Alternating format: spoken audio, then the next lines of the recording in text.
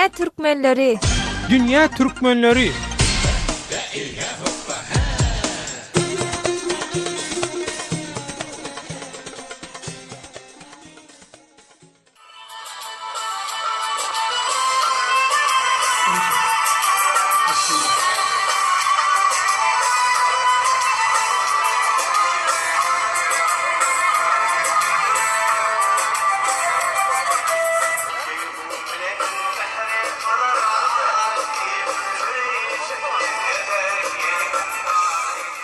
Dünya Türkmenleri adlı hepdelik dowamly gepleşigimiziň bugünkü sanyny Mawtumluň mazarynyň başynda taýýarlaýar. Azatlyk radiosynyň Dünya Türkmenleri gepleşiginiň bugünkü temasy Mawtumly günleri. Ine ýanymda Mawtumly Dünya fondunyň başlygy Gümmetkowy şäherinden Abdurrahim Niyazi Sahi agam gepleşigimize hoş geldiňiz. Men de sağ bolsun aýdýar. Siz daş ýurtları ýol söküp biziň toýumuzy gutlamany gelipdirsiniz. İnşallah toýumuz toý bolar. Şeýlede bugünkü Azatlyk radiosynyň Dünya Türkmenleri gepleşiginiň mehmanlarynyň biri Türkmen Sähradaky Türkmenliň ilhalar ýaşurlaryndan Nur Muhammed Ak agamyz. Nur Muhammed aga sizem gepleşigimize söhbetleşigimize hoş geldiňiz. Ağa bolum, sizem hoş geldiňiz. Adamlaryňyz haýyrly mübarek bolsun.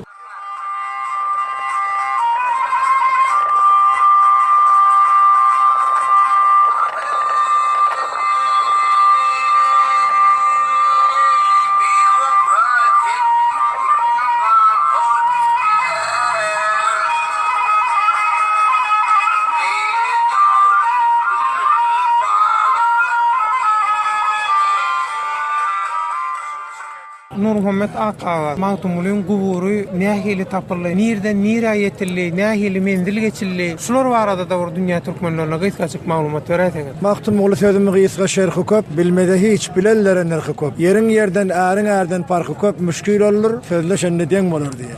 Mawtumly muny imagy çölüp gidipdir, hem mekşawal aýdyk gidipdir. 35 ýyl men awal garamyzda belki emede Inqilab Cumhur İslamydan öň hem soň köp adamlar muňa hyzmat etdiler. Murat Qazi ýaly, Ateýşan ýaly adamlar bir zaman şi etrek suwy, bu gören köprüňiz ýokdy. Bu binalar hiç zat ýokdy. Guriyatan çölli.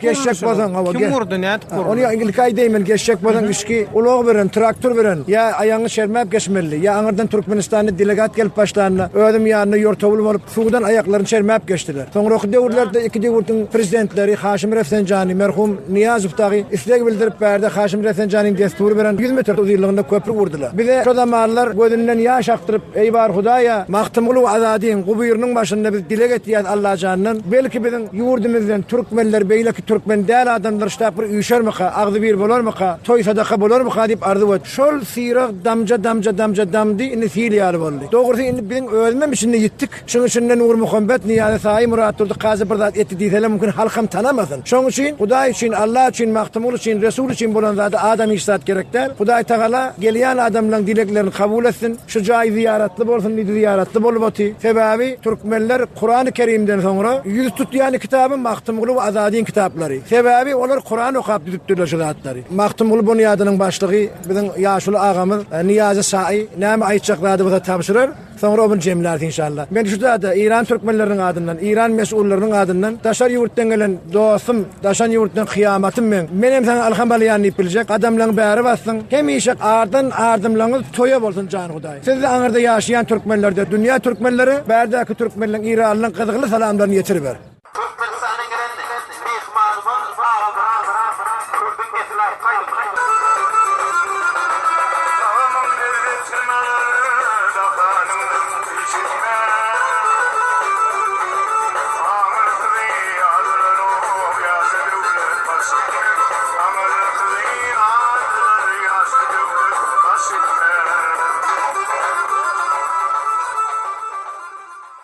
Azatlyk radiosynyň Dünya Türkmenleri gepleşiginiň bugünkü temasy Mawtumly günleri. Ine ýanymda Mawtumly Dünya fondunyň başlygy Gümmetkowy şäherinden Abdurrahim Niyazi Sahi. Şeýlede bugünkü Azatlyk radiosynyň Dünya Türkmenleri gepleşiginiň mehmanlarynyň biri Türkmen Sähradaky Türkmenliň ilhalar ýaşurlaryndan Nur Muhammed Ak agamyz. Ine Abdurrahim Niyazy Mahtumly Binyady kondu hökümünde. Siz nähili baka berýäňiz? Şu geçilen tepkide yetilen derece. Mahtumul Allah'ın adını zikreyle, yamana sabreyle, yaşa şükreyle.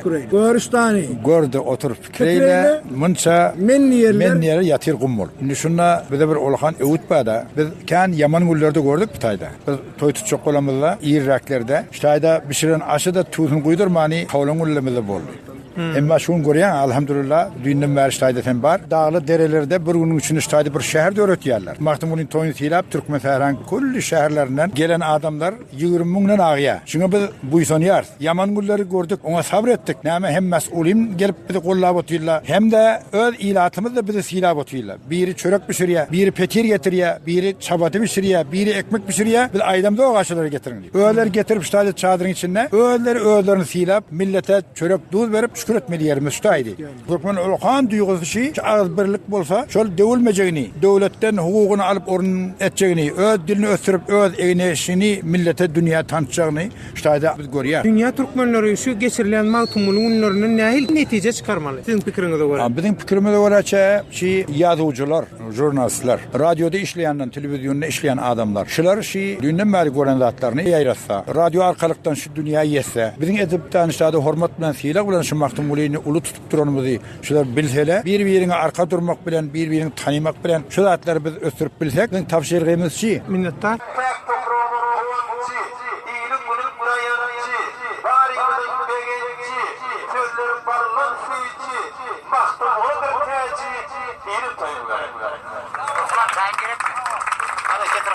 Nur Muhammed Akağa dünya Türkmenleri nähil görürler almaly? Sizin pikiriňiz jemleýiji söz. Oňa Mahtumul Pragyň özi jogap berýär.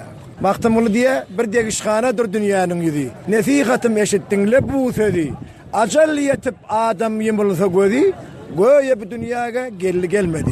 Şoňa rağmen hemme adamlara tapşyrygymşy, alayda türkmenlere fursatdan ele gelen zamandan gowy haýyrlanmaly. Döwletiň bize beren bakasyndan gowy haýyrlanmaly. Kanuny düzgünü pozmaly. Ulu kiçe tapşyrygymşy, alayda Mahtumulyn saklajak, şoňa hormat etjek adamlara. Ömrüňiz uzak, görjeňiz ýaxşylyk, hemişe diliňiz alkyşly senany bolmaly. Dünýä türkmenlerine salamlar ýollaýar. Sağ olun. Niýaza siziň hem ahirki sözüňizi alaly. Bizim de ahirki aýtjak sözümüz tapşyrgy Mahtumulyn gowy okap şoň pikirini, şoň bar ýüregindäki duýgulary. Biziň ýaşlarymyz, aýallar bollar, jigilemiz, erkekde bollarymyz şu okuýmasyna rawaç berip, şoň gaw düşünseler bar. Dünýede bular öňerler, öterler. Öten ýylları çağırylym Türkmenistana. Şonda da şu marasimler geçýärdiken döwletlerden gelip. Emma men özümüz bilen şonu demişim bolup duran cemaatleri görmesem, olanky bir salonuna, bir dört diýwaryň içine bir belli adamlar çağırılıp, belli adamlar gatnaşdyr şonda. Ol ilat bolup täne şoň gatnaşyp bilmediler. Emma biz şaýda şuna beýen ýaz Türkmen sahrada, Cumhur İslami nizamynda biziň hem mowamyzdan her ki ýüregi duýgusy bolsa şaýda gelýär çödi. Ewine geçýän adam ýok. Adam da saýlan özlerine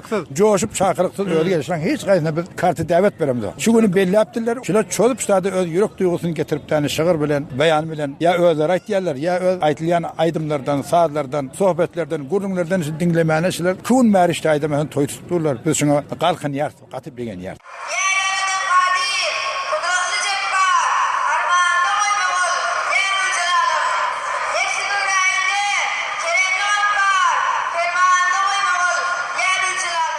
İnşallah men tapşyrgymşy beýleki başga ýerlerde ýurtlarda ýaşaýarlar bar. Meselen Türkiýede türkmenler bar, Türkmenistanda, Irakda bar, Çin'de bar. Şollarda şunu ýanak bir ýanak bir il gatnaşyk aradip şu Mahtumulyn ulatmagyny biz Hudaýdan istýär, onu bize bir ulkan kuwat galyp boljak. Abdurrahim Niýazaga, Nur Muhammed Akağa Mahtumulyn mazarynyň başynda Mahtumulyn günleriniň jemleýiji gününde dünya türkmenleri gepleşigine gatnaşyp beren maglumatlaryňyz üçin köp sag bolun. Toýlaryňyz toýulaşsyn. Sag bolun.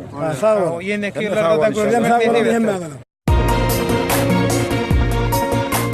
Azatlyk radiosyny indi dünýäniň TuneIn.com internet radio ulgamy arkaly hem göni efirde dinläp bilersiňiz.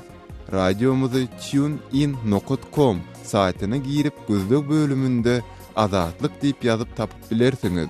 TuneIn.com ulgamynda türkmen dilinde maglumatlary berýän ýeketäk radiony Azatlyk radiosyny dinlemäge çagyrýarys.